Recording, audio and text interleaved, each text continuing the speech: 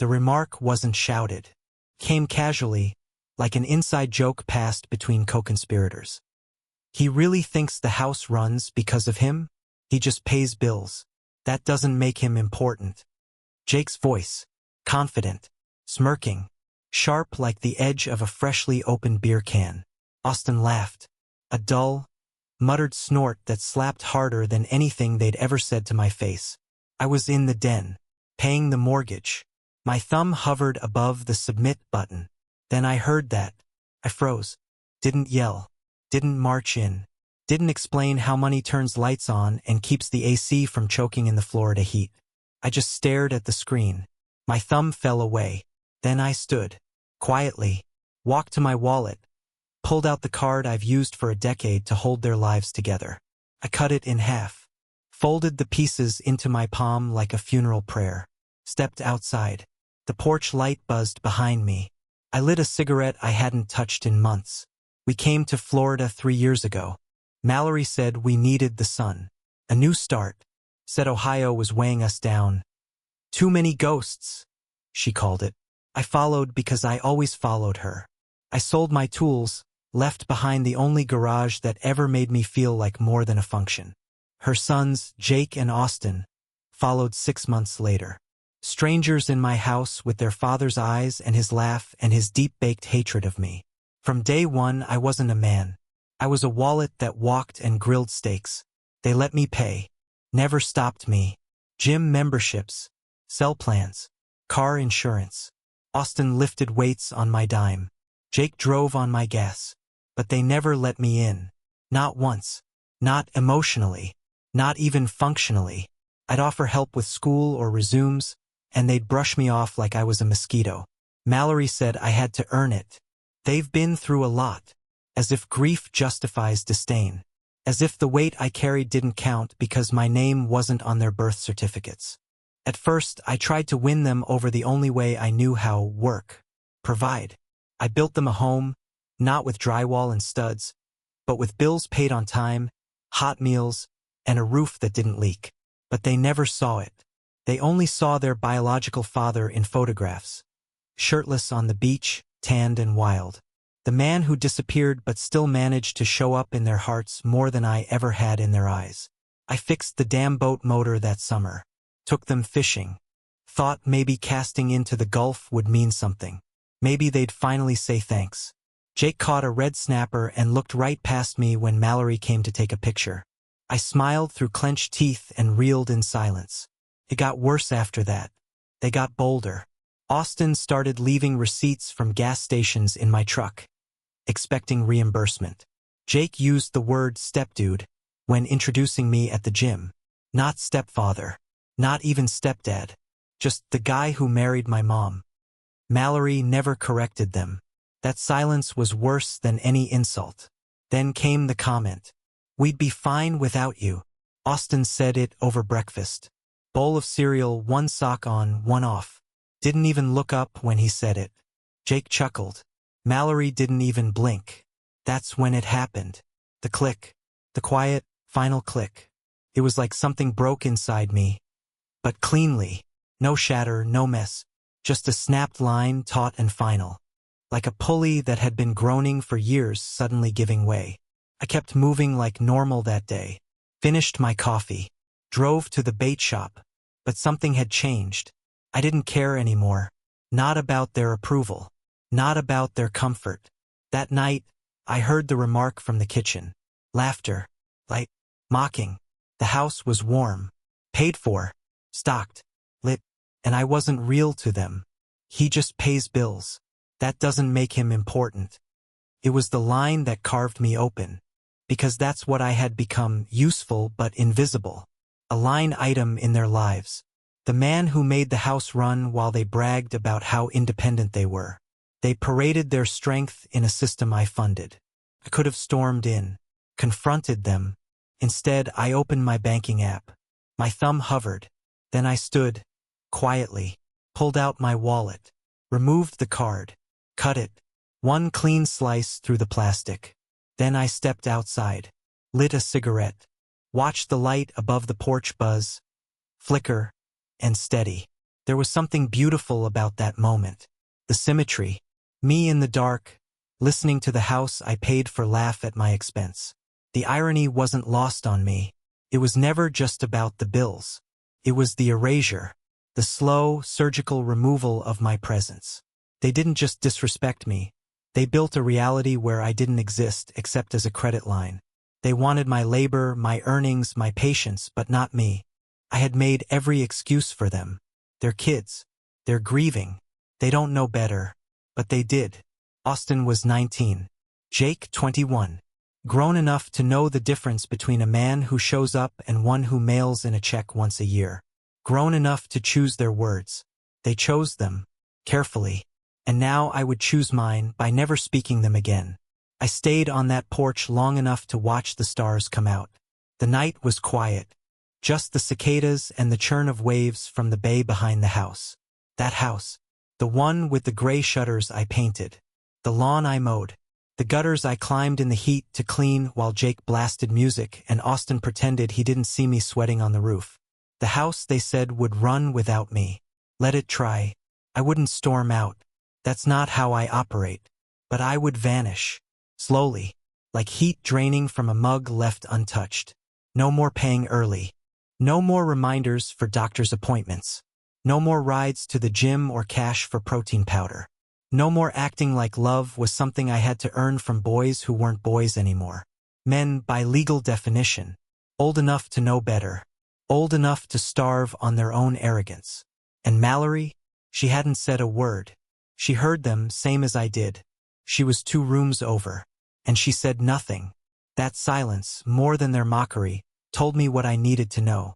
She wasn't neutral. She'd made her choice years ago. When she let them interrupt me, contradict me, roll their eyes when I offered advice. When she laughed nervously instead of defending me. That night, the light above the porch buzzed, then dimmed. I didn't replace the bulb. I let it die. Started slow. I didn't scream, didn't slam drawers, didn't announce anything. I just logged in. 1 bill at a time. Click. Cancel. Click. Remove. The same way I'd built their lives, quietly, relentlessly. I began to dismantle them. First, the gas cards. 1 for each of them linked to my account. I shut them down on a Tuesday morning before work. They wouldn't notice until the next fill-up. Jake would stand at the pump, tapping his phone, confused. The machine would beep. Swipe declined. Next, the auto debits, insurance, phone lines, music subscriptions.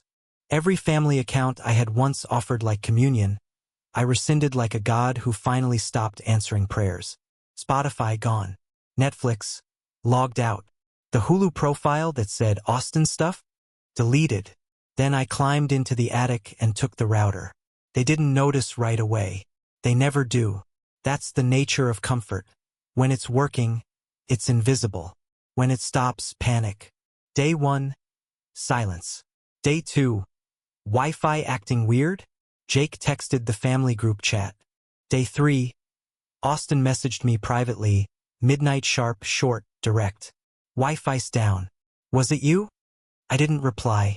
I wanted him to sit with the question. Let it rot in his chest. Let him wonder if maybe, just maybe, the man he said didn't matter was finally acting like it. Mallory called the next day. Her voice was soft, careful. Hey, the car won't start. I think the battery's dead? I knew what she was really saying. Jake's gas card was empty. No one was refueling it. And now her tank had followed. Sorry to hear that, I said. She paused. Do you have time to take a look? I paused longer. No, I'm out fishing. And I was 20 yards from the dock. Red snapper tugging the line. Salt biting the edge of my eyes. I hadn't felt that peaceful in years. The withdrawals continued. One by one. Every thread they'd used to tether themselves to comfort. I snipped. Not violently. Surgically. I didn't stop paying the mortgage. Not yet. That would have hit Mallory too fast. I wanted the silence to teach first. Not the storm. The turning point came the following week. Austin's birthday. I'd paid for the cake in advance weeks earlier. Back when I still believed effort led to appreciation. Mallory ordered it from that overpriced boutique bakery downtown.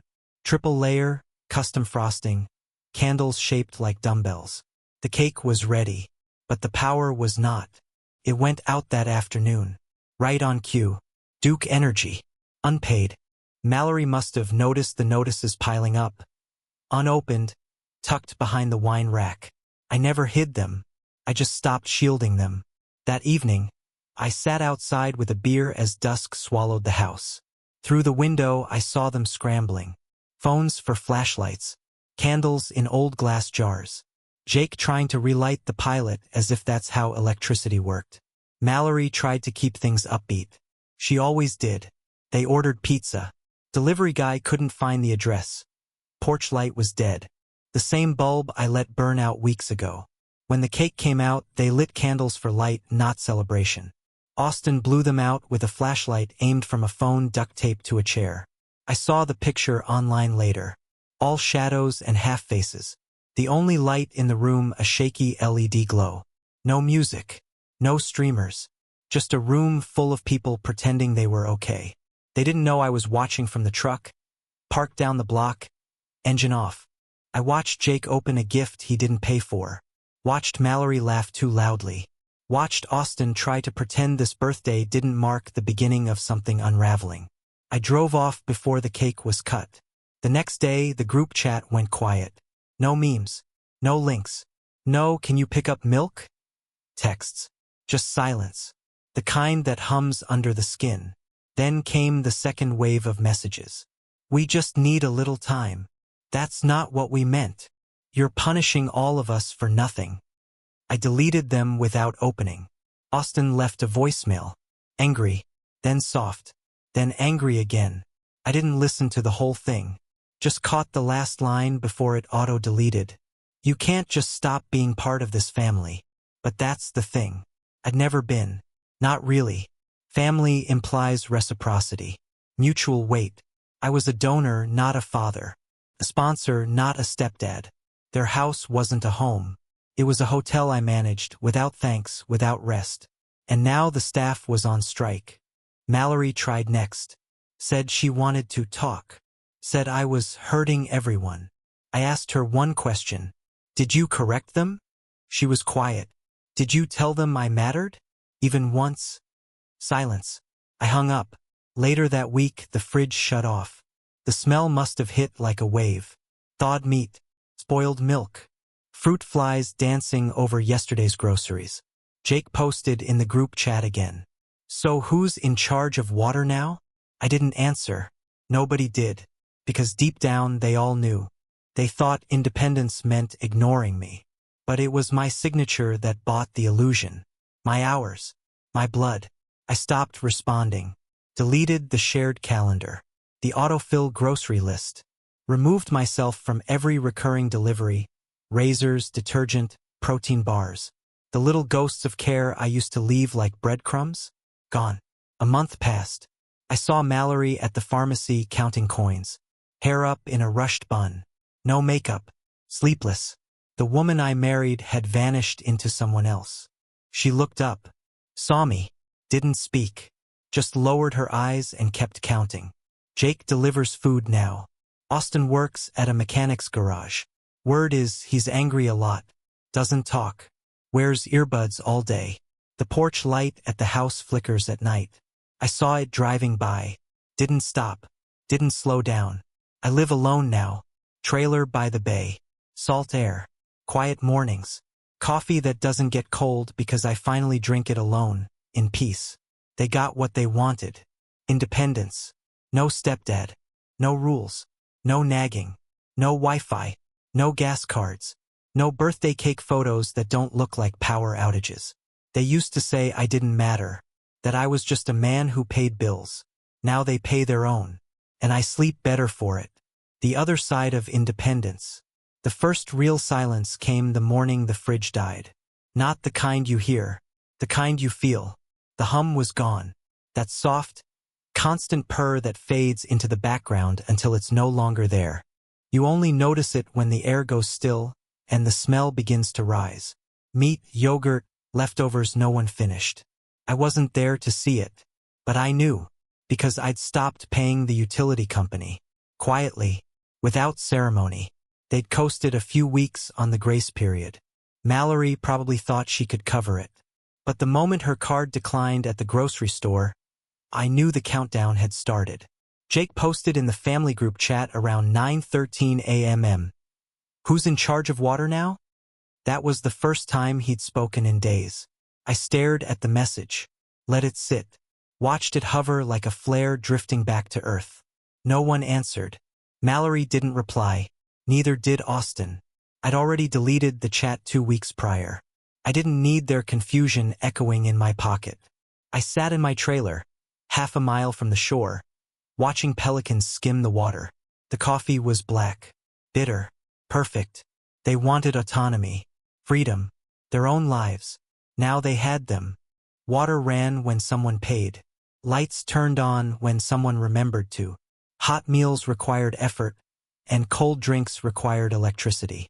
Suddenly, their universe was filled with friction, and no one could remember how it used to be smooth.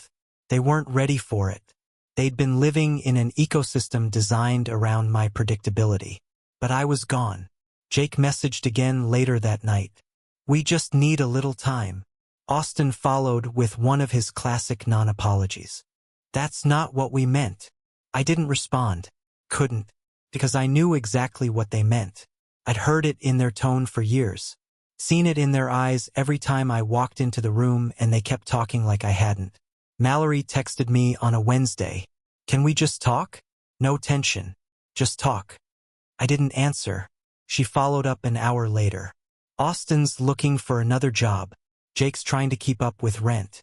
They're struggling." Still, I didn't answer. Because I wasn't interested in struggle. I was interested in memory. In whether they remembered the years they pretended I didn't exist while living off my income. They didn't.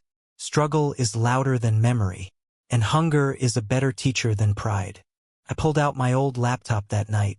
The one I used to pay bills with. I scrolled through the logins, Amazon, Instacart, DoorDash, Spotify. The credit card attached to every account was mine. I began to delete. Autopay off. Saved address. Removed.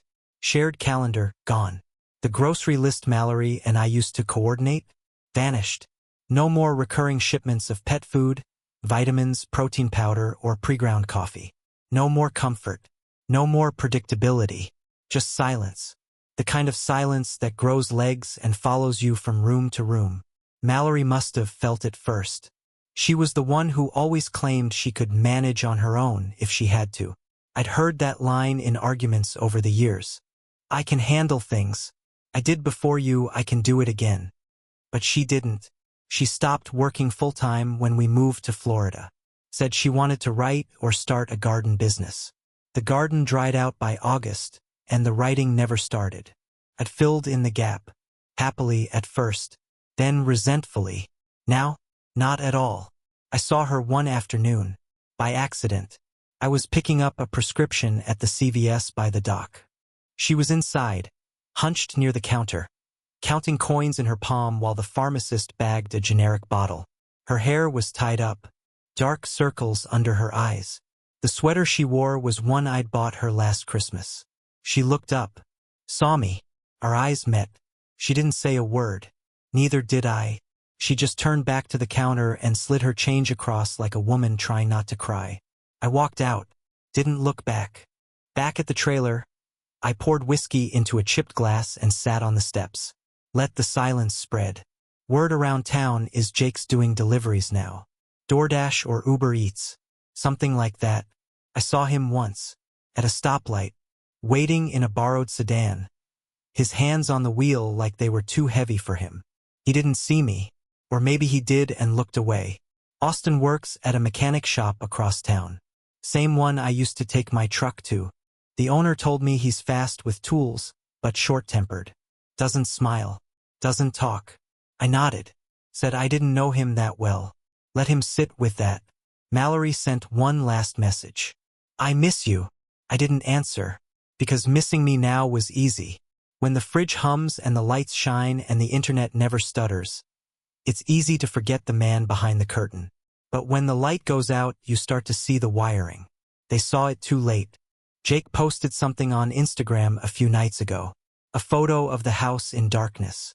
A candle on the table. A caption. Hard times, but we're pushing through. Dozens of comments. People offering help. Advice. Sympathy. No mention of me. Good. Let them live in the story they wrote. Let them explain the silence however they want. I won't correct them. I won't remind them of the nights I sat up transferring money from one account to another just to cover what their father wouldn't. The dentist bills. The tutoring. The gas tanks and textbooks and insurance deductibles. All gone now. Not because I wanted revenge. Because I wanted peace. Because I'd rather be alone in this trailer with one working bulb than be part of a house where I'm treated like an appliance. Silent. Necessary. Replaceable. They got their wish. No more reminders. No more interference. Just the raw, unfiltered consequences of pride. They built a structure without a foundation. And now they're watching it crack. Brick by brick. Room by room. Silence by silence. They said I wasn't the reason the house worked. Now they know. When you remove the spine, the body collapses. They said it with confidence. You're not the reason this house works. And they believed it. Because when things run smooth, when water flows and food appears and internet doesn't buffer, people assume that's just how life is. Seamless. Self-sustaining. Automatic. They thought I was background noise. Filler. The man who signed checks and fixed things when they broke. A name on utility bills. A body on the porch. A voice that only mattered if echoed by their mother. But now they know what happens when that background noise stops. The fridge doesn't hum. The porch light doesn't blink on at dusk. The Wi-Fi doesn't auto-connect. Jake doesn't have gas for his car. Austin doesn't lift weights anymore. The gym membership lapsed. The nights are quiet now. Too quiet. The kind of quiet that settles into the bones of a house like mold. They're learning. Slowly. Bitterly. They're learning that the house wasn't a self-running machine. It was a body and I was the spine. Without me, everything sagged. The roof stayed on, sure, but the walls leaned. The warmth faded. The heartbeat slowed until it was just a pulse you could barely hear. A house can stand without love. But not without labor. And I was the labor. I was the silent force that kept everything aligned. And they mistook my silence for nothingness. They were wrong. They mistook my absence of ego for a lack of purpose. My restraint for weakness. My steady presence for disposability. But now the silence is real. Not performed. Not symbolic. Actual. Tangible. Mallory stopped texting 2 weeks ago. I think she understood, finally, that this wasn't a tantrum. It wasn't a phase. It was the truth made real. I'd carried that family like a mule. Back bent, shoulders raw, mouth shut. Now I walk straight, and they stagger. There are rumors Jake might drop out of school. Austin's boss posted a hiring ad again. I don't know if he quit or was fired. I don't ask. I don't check. I don't need to, because the only scoreboard that matters is reality. And in reality, the man they ignored was the one who kept their world turning. I drove by the house last night. Just once. Just to see. Porch light still out. One of the upstairs windows covered with a blanket instead of curtains. Trash cans tipped over in the yard. It looked abandoned. Not in the structural sense, but in spirit. Like something vital had left and never returned. I parked across the street. Turned off the headlights. Sat in the dark for a while. And then, something I didn't expect. Mallory came out. She stood on the porch, arms crossed. Hair pulled back, sweater wrapped tight. She wasn't looking for me. Just standing. Breathing the night air. Then Jake came out behind her. Said something low. She nodded. He turned back inside. She didn't follow. She stood alone. Like I used to. There was something poetic in that. I drove off before she saw me. Back to my trailer. Back to the quiet that no longer felt like punishment. They used to treat my silence like it was the problem. But now they know. My silence was the only thing keeping the noise from becoming chaos. Jake hasn't texted since that group chat message about the water. Austin's last message was a screenshot of a declined purchase. Mallory's last voicemail ended with her whispering, "I don't know how we got here, but I do. We got here because comfort makes people forget who builds it. They thought they were standing on stone. Turns out it was ice. And I was the one holding the torch. They let it melt. And now they're cold. There's no dramatic ending here. No final confrontation. No speech on the porch. No slam of the door. Just reality. Hard, quiet, unavoidable. They said I wasn't the reason the house functioned. Now they know I was the only reason it ever did. Everything they depended on was me. Not my presence. Not my personality. My effort. My sacrifice. My restraint. I built that house with hours and labor and swallowed pride. I made it hum. Made it soft. Made it livable. And when I left, it didn't burn. It rotted. Slowly. Organically. Like food left too long in the fridge after the power's gone out. The kind of rot you don't smell at first. Not until it's in the walls. Jake and Austin thought they were independent. Thought the world owed them comfort because they were clever or charming or young. They're neither now. Just tired. Chipped down by consequence. Mallory?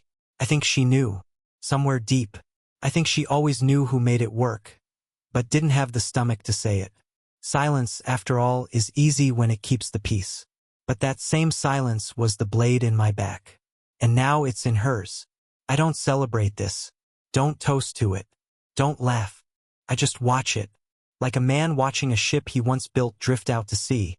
Holes in the hull, sails torn, crew scrambling too late. And I don't throw a rope. Because that ship never bore my name. They made that clear. And when someone tells you who you are to them, believe them. They said I was nothing. So I gave them nothing. And nothing is exactly what they were left with. Mallory may never forgive me. That's fine. Jake and Austin might rewrite the story one day. Call me bitter, cruel, distant. Also fine. But they'll remember. Not the man. The absence. The difference between when I was there and when I wasn't. Every time they flip a switch and nothing happens. Every time they open a fridge and smell rot. Every time they check their balance and it's not enough.